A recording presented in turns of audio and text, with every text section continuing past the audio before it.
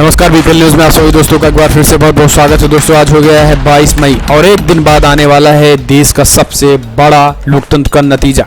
हालांकि देखने की सबकी निगाहें होगी कि कल क्या होने वाला है, क्योंकि ईवीएम को लेकर दिन भर कल भी, आज भी और कल भी बवाल होने वाला है। लेकिन कल परिणाम आने वाले हैं। ऐसे में ईवीएम को लेकर बवाल के बीच जिस तरीके से लगातार बढ़ रहे हैं, अब सभी राजनीतिक दल के बड़े बड़े नेता भी ईवीएम को लेकर अपनी प्रतिक्रिया दे रहे हैं। तो अब इस बीच आ गया है पूर्व राष्ट्रपति प्रणब मुखर्जी का भी बड़ा बयान और कहा है कि ये काफ़ी चिंतित है ईवीएम की जिस तरीके से सुरक्षा भेदी जा रही है, जिस तरीके से ईवीएम में गड़बड़ियां सामने आ रही है, काफ़ी चिंतित है। हम उम्मीद करते हैं कि चुनाव आयोग भरोसा नहीं टूटने देगा। जी हाँ, दरअसल लोकसभा चुनाव के नतीजों से पहले विपक्षी दलों ने ईवीएम को लेकर कई सवाल उठाए हैं। इस बीच विपक्षी को एक बड़ी आवाज मिल गई है। पूर्व राष्ट्रपति प्रणब मुखर्जी ने ईवीएम को लेकर आ रही खबरों पर गहरी चिंता जताई है।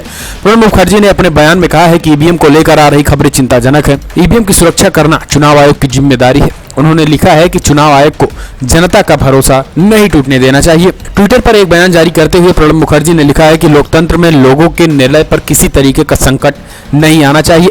लोगों का फैसला हमेशा किसी भी तरह के संशय से हटकर सर्वोच्च रहना चाहिए। पूर्व राष्ट्रपति ने लिखा कि संस्थानों में विश्वास रखते हुए मेरा मानना है कि जो कार्य कर रहा है उसी के जिम्मे ही संस्थानों को सही तरीके से चलाना होता है। प्रणब मुखर्जी ने लिखा है कि अभी जो भी संशय सामने आ रहे हैं उस पर चुनाव आयोग की कार्रवाई करनी चाहिए ताकि इन संशयों को कोई जगह न मिल सके। आपको बता दें कि प्रणब मुखर्जी का ये संदेश तब सामने आया है जब विपक्ष एकजुट होकर ईवीएम पर सवाल खड़े कर रहा है और चुनाव आयोग से इसकी सुरक्षा बढ़ाने की गुहार कर रहा है।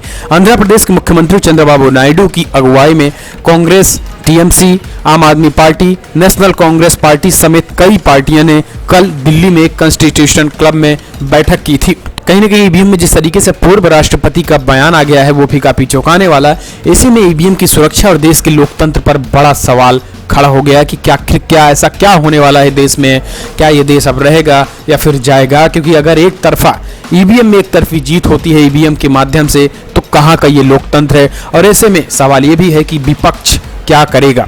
अब विपक्ष की रणनीति देखनी होगी, क्योंकि 23 तारीख के बाद अब कुछ विपक्ष के नेताओं ने बड़े बयान दे दिए हैं और उनका कहना है कि 23 तारीख के बाद अगर नतीजे हमारे पक्ष में नहीं आते हैं तो सड़कों पर खून बहेगा। जी हाँ, हम बात कर रहे हैं एनडीए के पूर्व सहयोगी उपेंद्र कुशवाहा।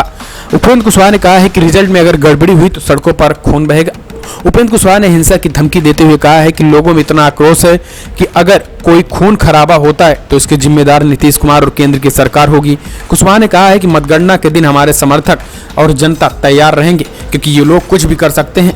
कि उन्होंने कहा है कि अगर रिजल्ट लूटने की घटना हुई तो सड़कों पर खून बहेगा। जी हाँ, लोकसभा चुनाव की मतगणना से पहले बिहार में जबरदस्त बयानबाजी शुरू हो गई है और बिहार में जिस तरीके से बिहार के बड़े नेता और एनडीए के पूर्व सहयोगी दल उपेंद्र कुशवाहा ने कहा है कि अगर हमारी लोकतंत्र की आवाज से छेड़छाड़ हुई, अगर हमारे वोटों के साथ छेड़छाड़ हुई, हमारे वोटों को लूटने का प्रयास 23 तारीख को हुआ और 23 तारीख के नतीजे अगर उल्टे आए तो इस देश में सड़कों पर खून बहेगा। फिर इसके जिम्मेदार केवल नीतीश कुमार और केंद्र की सरकार होगी, जो कि मोदी सरकार जाने वाली है वो सरकार होगी, और केवल चुनाव आयोग होगा, क्योंकि चुनाव आयोग की मिली भगत से कुछ भी संभव नहीं है। ऐसे में सवाल बड़े खड़े हो गए हैं कि आखिर विपक्षी दल की रणनीति 23 तारीख के बाद क्या होगी, क्योंकि अभी से चिंगारी शुरू हो गई और आगे रण होगा, ये विपक्षी दलों का मानना है। क्योंकि चुनाव आयोग हो या फिर सुप्रीम कोर्ट, विपक्षियों को लगातार निराशा हाथ लग रही है। ऐसे में माना जा रहा है कि अब रणनीति 23 तारीख के बाद तय होगी, नतीजे आने के बाद तय होगा कि करना क्या है। क्योंकि ये लोकतंत्र का सवाल है और देश में लोकतंत्र नहीं रहेगा तो कानून व्यवस्था नहीं चलेगी, संस्थाएं काम नहीं करेंगी, फिर विपक्ष का कोई मतलब ही नहीं रह जाएगा। ऐसे में लोकतंत्र को बचाना है तो कहीं ना कहीं एक बार फिर से अब जंग की स्थिति, हालात पैदा हो रहे हैं। अगली जो बड़ी खबर निकल के आ रही है दोस्तों, वो नतीजों से पहले ही विपक्षी खेमे में हलचल तेज हो गई है। 19 दलों की कल बैठक दिल्ली में ईवीएम पर हुई है। जी हाँ, लोकसभा चुनाव हुआ, एग्जिट पोल आई। एग्जिट पोल के बाद तो मानिए पूरी तरीके से चारों तरफ भगदड़ मच गया है, क्योंकि माना जा रहा है कि जो जनादेश जनता ने दिया ही नहीं है, तो टीवी और मीडिया में इस तरीके की एग्जिट पोल दिखाए क्यों जा रहे हैं, आखिर कहां से वो एग्जिट पोल उठाकर लाया गया है और उसमें सच्चाई क्या होती है। अगर सच्चाई ही ऐसा हो गई, अगर ऐसे रिजल्ट ही आ गए तो हम क्या करेंगे। इससे पहले ही रणनीति बननी शुरू हो गई है। कल मंगलवार दोपहर दिल्ली के कॉन्स्टिट्यूशनल क्लब में 19 विपक्षी दलों ने बैठक की है। आंध्र प्रदेश के सीएम और टीडीपी चंद्रबाबू नायडू और की अध्यक्षता में हुई इस मीटिंग में चुनाव आयोग ने ईवीएम के मुद्दे पर शिकायत करने का फैसला लिया। अब इस पे चुनाव आयोग के दफ्तर निर्वाचन सदस्य के लिए रवाना हुए थे। इस मीटिंग में सबसे ज्यादा ईवीएम के साथ वीवीपैट की मिलान की मांग की है, जिसके बाद विपक्षी की ओर से चुनाव आयोग से मुलाकात को लेकर चर्चा हुई है। आपको बता दें कि इससे पहले सुप्रीम कोर्ट ने वीवीपैट से मतगणना की मांग को कड़े शब्दों के साथ खारिज कर दिया था। चुनाव आयोग ने भी नतीजों से पहले ईवीएम के साथ छेड़छाड़ की विपक्षी दलों के आरोपों पर सिलसिलेवार जवाब दिया था। रिपोर्ट के मुताबिक बैठक में गैर एनडीए सरकार की संभावनाओं को लेकर भी बात हुई है। इस बीच शाम को एनडीए की भी डिनर पर बैठक होनी थी। अमित शाह की ओर से आयोजित डिनर में एनडीए के सभी नेता मौजूद थे। इस दौरान प्रधानमंत्री मोदी भी उपस्थित थे। बड़ी खबर निकल के आ रही है। आज तक में एक ब्रेकिंग न्यूज चली थी कि पीआईबी की तरफ से एक लेटर जारी किया जा रहा है। उन्होंने रिपोर्टरों को जो प्रधानमंत्री मोदी की शपथ में शामिल होंगे, जी हाँ, तो अपने आप में एक बड़ी चौंकाने वाली खबर है कि किस इस तरीके से कैसे भारतीय जनता पार्टी अभी से पूरी तरीके से शपथ ग्रहण की तैयारी भी करने लगी है। इतना कॉन्फिडेंट आखिर क्यों? सवाल बड़ा है और सवाल बड़े खड़े भी हो रहे हैं, लेकिन जो माना जा रहा है उसमें यही कि भारतीय जनता पार्टी ने ईवीएम में गड़बड़ी कर दी है। जी हाँ, दरअसल हम आपको बता दें कि ईवीएम की गड़बड़ी जो सामने निकल के आ रही इन दिनों, कल चंदौली में प्रशासन पर ईवीएम बदलने का बड़ा आरोप लगा। विपक्षी नेताओं ने जमकर हंगामा भी किया है। जी हां, दरअसल हम आपको बता दें कि यूपी की चंदौली लोकसभा सीट पर रविवार को हुई वोटिंग के बाद सोमवार को स्ट्रांग रूम में ईवीएम रखे जाने के दौरान जमकर हंगामा हुआ है।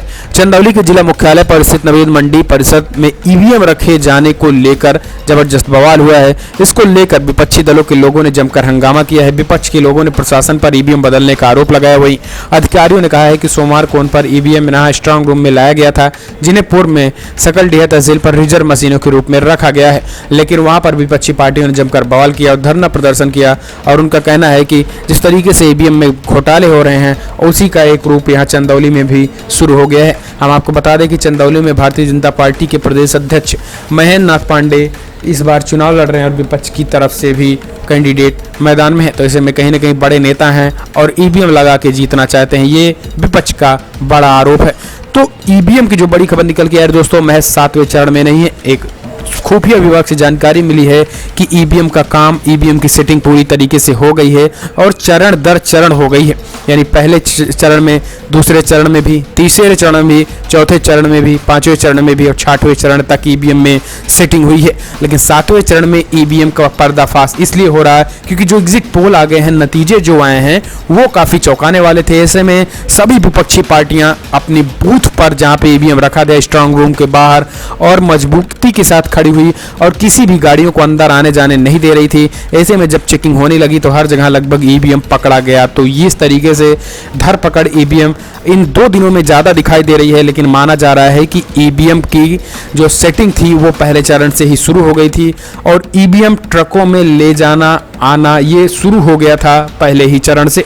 तो माना जा रहा है कि भारतीय जनता पार्टी इसी ईवीएम को लेकर पूरी तरीके से एक बार फिर से आश्वस्त दिख रही है और यही कारण है कि भारतीय जनता पार्टी की मोदी सरकार 23 मई के बाद लगातार शपथ ग्रहण की तैयारी भी शुरू कर दी है। तो ऐसे में कहीं ना कहीं माना जा रहा है कि विपक्ष कुछ भी कर ले, लेकिन Modi, Bharatiya Janata party EVM set करके बैठी है।